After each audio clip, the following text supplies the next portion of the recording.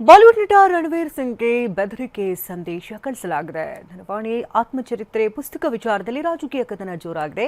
AI ರಚಿತ ಚಿತ್ರಗಳ ಬಳಕೆ ಬಗ್ಗೆ ಕೇಂದ್ರ ಸರ್ಕಾರ ಹೊಸ ನಿಯಮವನ್ನು ಜಾರಿಗೆ ತಂದಿದೆ. ಇದೆಲ್ಲವನ್ನು ನೋಡೋಣ ದೇಶ ವಿದೇಶ news ಟಾಪ್ನಲ್ಲಿ.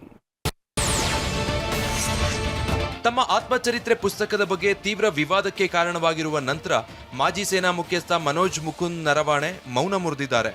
Penguin random house India ಪುಸ್ತಕವನ್ನ ಪ್ರಕಟಿಸಲ್ಲ ಅನ್ನೋ ನಿಲುವು ಬೆಂಬಲಿಸಿದಂತಿದೆ.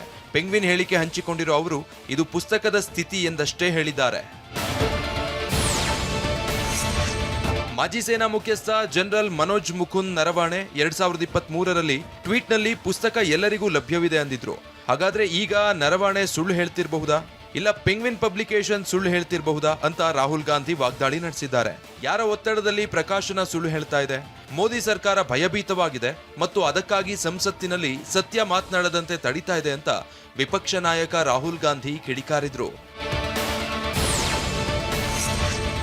ಎಐಸಿಸಿ ಅಧ್ಯಕ್ಷ ಖರ್ಗೆ ಅಧ್ಯಕ್ಷತೆಯಲ್ಲಿ ನಡೆದ ಸಭೆಯಲ್ಲಿ ಇಂಡಿಯಾ ಬ್ಲಾಕ್ ನಾಯಕರು ಲೋಕಸಭಾ ಸ್ಪೀಕರ್ ಓಂ ಬಿರ್ಲಾ ಪದಚ್ಯುತಿಗೆ ಅವಿಶ್ವಾಸ ನಿರ್ಣಯ ಮಂಡಿಸಲು ನಿರ್ಧರಿಸಿದ್ದಾರೆ. ಲೋಕಸಭೆಯಲ್ಲಿ ನಿರಂತರ ಗದ್ದಲದ ನಡುವೆ ಈ ನಿರ್ಧಾರ ತೆಗೆದುಕೊಳ್ಳಲಾಗಿದೆ. ವಿಪಕ್ಷ ನಾಯಕ ರಾಹುಲ್ ಗಾಂಧಿಗೆ ಸದನದಲ್ಲಿ ಮಾತನಾಡಲು ಸ್ಪೀಕರ್ ಅನುಮತಿಸದಿರುವ ವಿಚಾರವೂ ಇದರಲ್ಲಿ ಸೇರಿದೆ. ಸಂಸತ್ತಿನಲ್ಲಿ ನಿರ್ಣಯ ಮಂಡಿಸಲು 106 ಸಂಸದರಿಂದ ಸಹಿ ಪಡೆಯಲಾಗಿದೆ. ಭಾರತೀಯ ರೈಲ್ವೆ ಅಧಿಕೃತವಾಗಿ ರೈಲ್ ಒನ್ ಆಪ್ನ ರಿಲೀಸ್ ಮಾಡಿದೆ. ಆಪ್ನಲ್ಲಿ ಪ್ರಯಾಣಿಕರು ಪ್ಲಾಟ್ಫಾರ್ಮ್ ಮತ್ತು ಸೀಸನ್ ಟಿಕೆಟ್ ಬುಕ್ ಮಾಡಬಹುದು.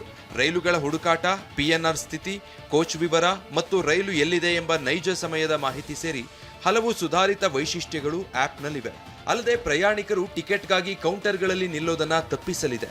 ಇದು ರೈಲ್ವೆ ಪ್ರಯಾಣ ಹೆಚ್ಚು ಸ್ಮಾರ್ಟ್, ವೇಗ ಮತ್ತು ತೊಂದರೆ ರಹಿತವಾಗಿಸುತ್ತೆ. ಚಿನ್ನಸ್ವಾಮಿ ಕ್ರೀಡಾಂಗಣದಲ್ಲಿ IPL ಪಂದ್ಯದ ಬಗ್ಗೆ ನಾಳೆ ನಿರ್ಧಾರ ಹೊರಬೀಳಲಿದೆ. ಇನ್ನು ತೆಂಡೂಲ್ಕರ್ ಪುತ್ರನ ಮದುವೆಗೆ ಭರ್ಜರಿ ತಯಾರಿ ನಡೀತಾ ಇದೆ. ವಿಶ್ವಕಪ್ T20 ಕ್ರಿಕೆಟ್ನಲ್ಲಿ ಅಮೆರಿಕ ವಿರುದ್ಧ ಪಾಕಿಸ್ತಾನ ಜಯಭೇರಿ ನಮ ಸಾಧಿಸಿದೆ. ಇದೆಲ್ಲವನ್ನು ನೋಡೋಣ ಕ್ರೀಡೆ ಸಿನಿಮಾ ನ್ಯೂಸ್ ಟಾಪ್ನಲ್ಲಿ. ಸಚಿನ್ ತೆಂಡೂಲ್ಕರ್ ಪುತ್ರ ಅರ್ಜುನ್ ತೆಂಡೂಲ್ಕರ್ ಮದುವೆಗೆ ತಯಾರಿ ನಡೀತಾ ಇದೆ. ತೆಂಡೂಲ್ಕರ್ ಕುಟುಂಬ ಸಮೇತ ಗಣ್ಯಾತಿ ಗಣ್ಯರಿಗೆ ಮದುವೆಗೆ ಆಹ್ವಾನ ಕೊಟ್ಟಿದ್ದಾರೆ. ಪ್ರಧಾನಿ ಮೋದಿ ಅವರನ್ನ ಭೇಟಿ ಮಾಡಿ ಮದುವೆಗೆ ಆಮಂತ್ರಣ ನೀಡಿದ್ದಾರೆ. ಕೇಂದ್ರ ಗೃಹ ಸಚಿವ ಅಮಿತ್ ಶಾಗೂ ಇನ್ವೈಟ್ ಮಾಡಿದ್ದಾರೆ.